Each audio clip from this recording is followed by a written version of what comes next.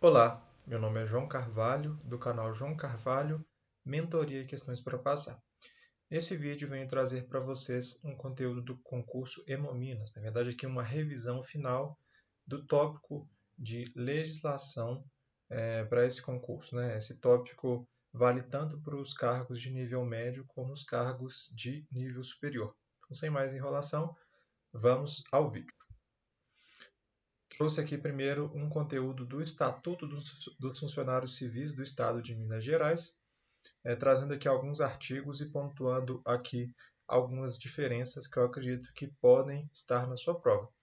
Então, a primeira dessas pontuações que eu vou fazer diz respeito à diferenciação entre classe, carreira e quadro. É algo que eu acredito que possa cair aí na sua prova em relação ao estatuto. Então, classe é um agrupamento de cargos da mesma profissão e de igual padrão de vencimento.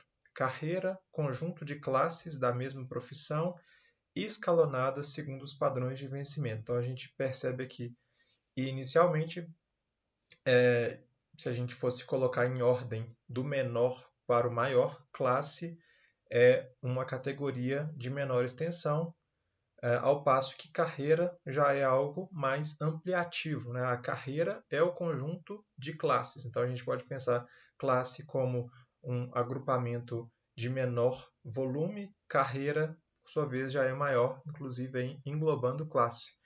E quadro, por sua vez, engloba carreira. Então a gente poderia pensar numa escadinha, sendo que o menor degrau é a classe, o degrau intermediário é a carreira e aquele degrau mais elevado é o quadro. Então, fazer essa analogia de alguma forma te ajuda nessa compreensão desse assunto. A banca pode eventualmente trocar os termos, o que deixaria a assertiva incorreta.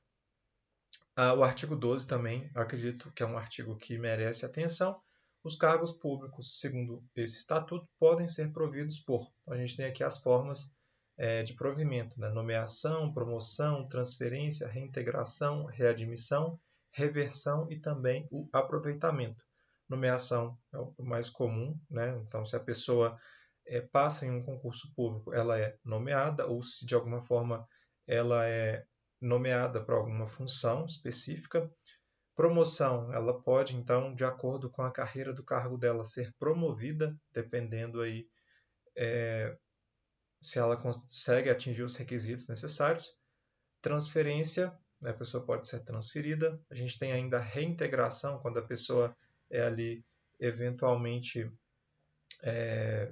sofre ali o processo de demissão, por exemplo. Depois percebe-se que aquele ato de demissão foi ilegal ou não seguiu os trâmites.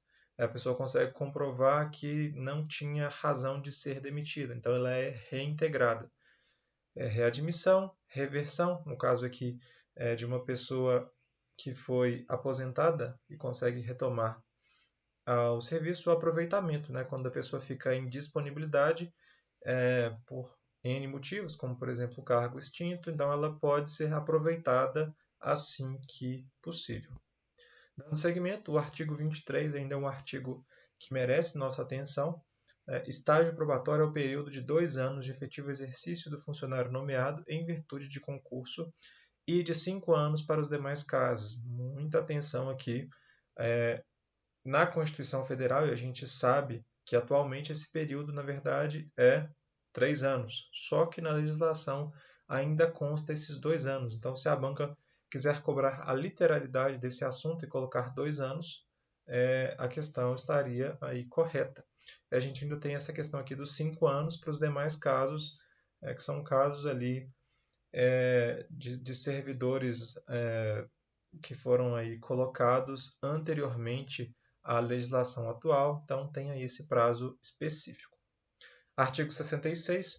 A posse deverá verificar-se no prazo de 30 dias contados da data de publicação do decreto no órgão oficial. Então, muito importante esse prazo de 30 dias aqui relacionado à posse. Muito importante. Se eu fosse você, não iria para a prova sem, de fato, aí ter esse prazo em mente.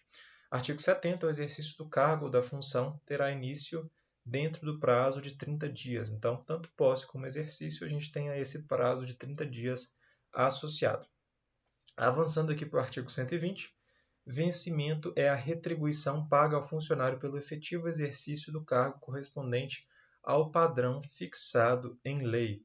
A gente já vai ver aqui a diferença, é que enquanto o vencimento é algo menor, né, basicamente é a retribuição pelo efetivo exercício, a gente tem que remuneração é a retribuição pelo efetivo exercício adicionado às cotas ou percentagens que por lei tenham sido atribuídas. Então, os demais benefícios ali que vão sendo agregados ao vencimento resultam na remuneração. Então, é importante você também saber dessa diferença entre vencimento e remuneração. Eventualmente, a banca pode misturar esses conceitos e você precisa estar atento.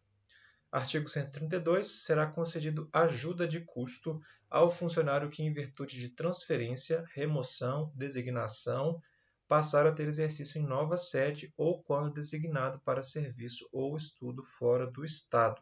Então, aqui eu quis trazer para você a ajuda de custo, né, que tem essa função aí de auxiliar o servidor, nesse caso aqui, de transferência, remoção, designação para função e ainda exercício em nova sede, né, algo mais longevo. Ao passo que a gente tem aqui o 139 trazendo para a gente a diária. A diária, por sua vez, já tem aí a função de alguma forma, indenizar o funcionário que se deslocar da sua sede de forma eventual. Então, uma diferença aí. Se for colocar a palavra eventual, você sabe que não é ajuda de custo, e sim diária. A diária serve fazer jus à percepção de diária nos termos de regulamento. Artigo 152. O funcionário gozará obrigatoriamente por ano 25 dias úteis de férias. Muito importante esse prazo aqui. Então, não são 30 dias, são 25 dias úteis de férias. A banca pode brincar com isso, né? De alguma forma, as férias, de uma forma geral, para todas as pessoas, são de 30 dias. No caso aqui do Estado de Minas Gerais para funcionários civis, esse prazo é de 25 dias úteis, né? Se a pessoa souber usar, esse valor aí ultrapassa os 30 dias corridos, como a gente tem para a maior parte das pessoas. Observada a escala que for organizada de acordo com a conveniência do serviço, não sendo permitida a acumulação de férias. Artigo 156. O funcionário gozará férias-prêmio correspondente a decênio de efetivo exercício em cargos estaduais na base de 4 meses por decênio. Então, férias-prêmio, primeiro de tudo, é um benefício garantido aos funcionários civis do Estado de Minas Gerais e o funcionário tem direito a cada 10 anos trabalhado, né, a cada 10 anos de efetivo exercício, ele tem 4 meses para usufruir dessas férias prêmio. Né? Então, um benefício bem interessante, importante você gravar essa proporção. A cada 10 anos, o funcionário tem direito a 4 meses de férias prêmio. Artigo 163. As licenças concedidas dentro de 60 dias contados da terminação da anterior serão considerados como prorrogação. Aqui já na parte de licenças, então, importante você entender aí essa questão de prorrogação. O que é considerado prorrogação? Então, se foi concedido uma licença e dentro de 60 dias da concessão dessa primeira foi concedida uma nova licença, essa nova licença é considerada uma prorrogação da anterior. Artigo 169. O funcionário licenciado para tratamento de saúde não poderá dedicar-se a qualquer atividade remunerada. Então, se a pessoa tem esse problema aí de saúde, ela não pode dedicar-se a uma outra atividade remunerada. Dando seguimento aqui ao estatuto aqui, de alguma forma, uma legislação extensa, estou trazendo aqui para vocês os principais pontos que eu acredito que podem estar na sua prova, como eu já disse anteriormente. Artigo 179.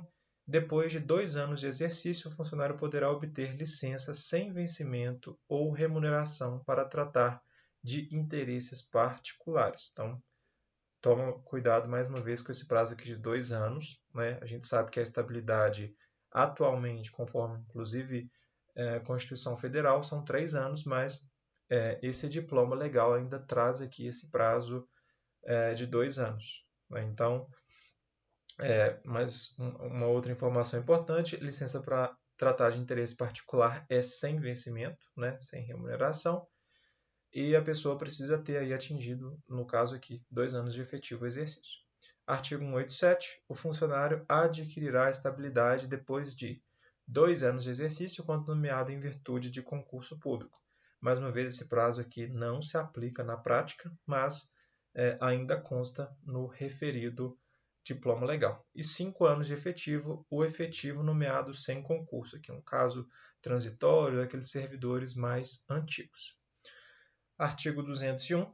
Sem prejuízo do vencimento, remuneração ou qualquer outro direito ou vantagem legal, o funcionário poderá faltar ao serviço até 8 dias consecutivos por motivo de, aqui importante, né, uma concessão que o servidor faz jus. Então, ele pode faltar ao serviço até 8 dias consecutivos por motivo de casamento ou falecimento do cônjuge, filhos, pais ou irmãos. Então, importante aqui também para a sua prova. Artigo 212. As cominações civis, penais e disciplinares poderão cumular-se, sendo umas e outras independentes entre si, bem assim as instâncias civil, penal e administrativa. Então é importante saber que essas penalidades, de alguma forma, civis, penais e disciplinares, elas podem cumular e elas são independentes entre si. Então não é porque foi afastada, por exemplo, uma cominação civil que a penal deixará de existir. Isso vai ser analisado caso a caso, instância a instância, de acordo com a legislação afeta ao caso em questão. Artigo 244 são penas disciplinares, bem importante isso aqui para a sua prova. A gente aqui não tem a advertência, que é um instrumento jurídico que normalmente consta em estatutos de outros estados ou de outros entes, né? Aqui não consta, aqui consta a repreensão, multa, suspensão, destituição da função, demissão, seja ela de uma forma genérica ou seja demissão a bem do serviço público.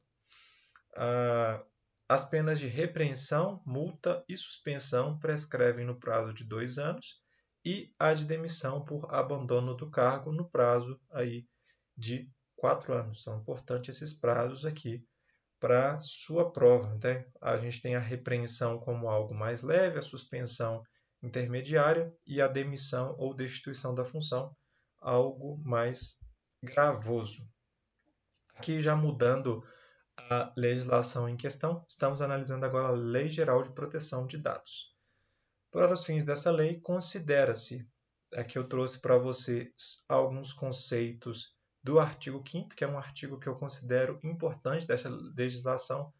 É importante você levar os conceitos aqui colocados para a sua prova.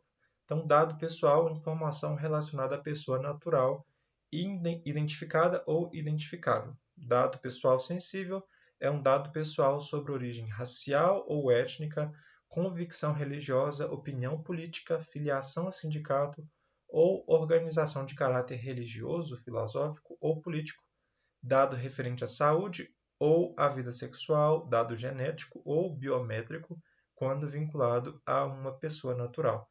Então, aí, esse inciso 2, sobretudo, eu acredito que um inciso importante, bem importante, na verdade, para a sua prova.